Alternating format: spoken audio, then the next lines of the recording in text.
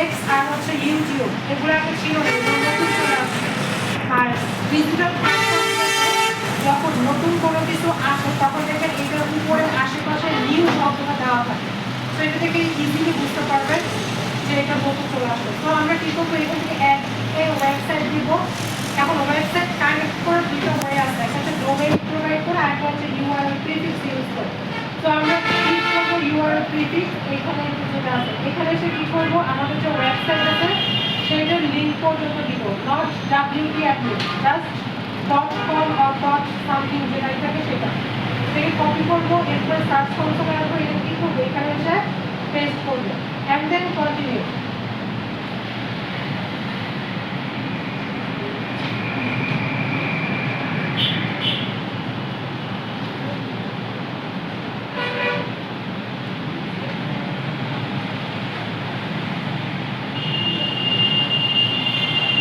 এখানে দেখেন ownership verify করার জন্য বেশ কিছু ওয়ে আছে, এর মধ্যে থেকে আমরা চুজ করব HTML ট্যাগ। এখানে একটা কোড আছে, এই কোডটাকে আমরা কপি করব।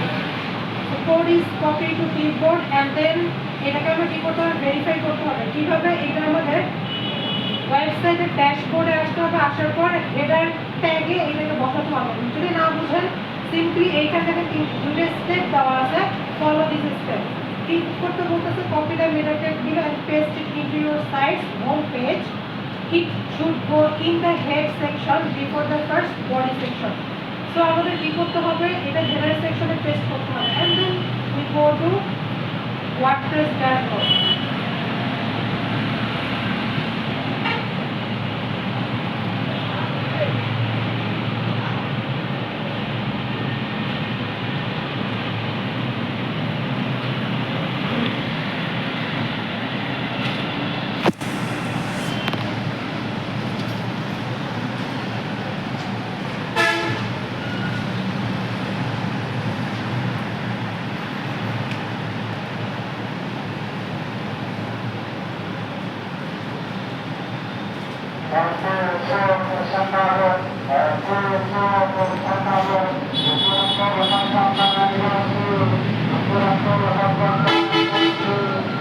আমরা একটা প্লাগইন ইউজ করব।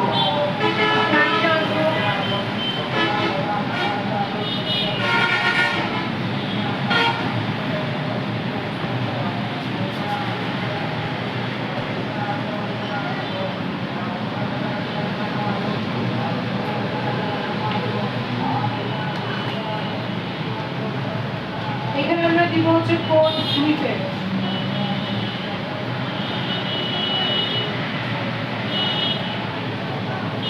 তো এখানে যে প্রথমটা না, কোড স্নিপেট যেটা আসছে সেগুলো আমরা নিব হচ্ছে WP কোড ইনসার্ট থেকে search custom code snippet WordPress code manager, এটাকে ইনস্টল করব আর অ্যাক্টিভ করব।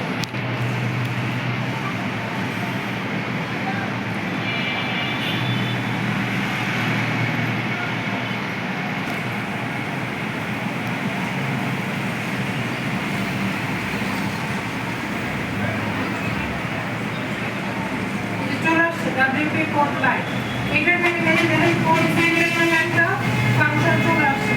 আমরা এখান থেকে কি করব, ক্লিক করব, ক্লিক করার পর এখান থেকে কোথায় আসবো, হেডারে ফুটারে। ফার্স্ট আমাদের কি করতে হবে, হেডারটা একটা হেডারে পেস্ট করতে হবে। এইখানে দেখেন তিনটা পার্ট আছে, header, body and footer.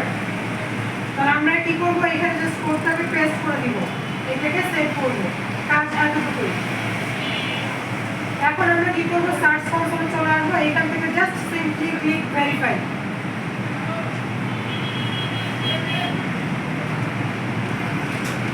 So ownership is verified, go to that property.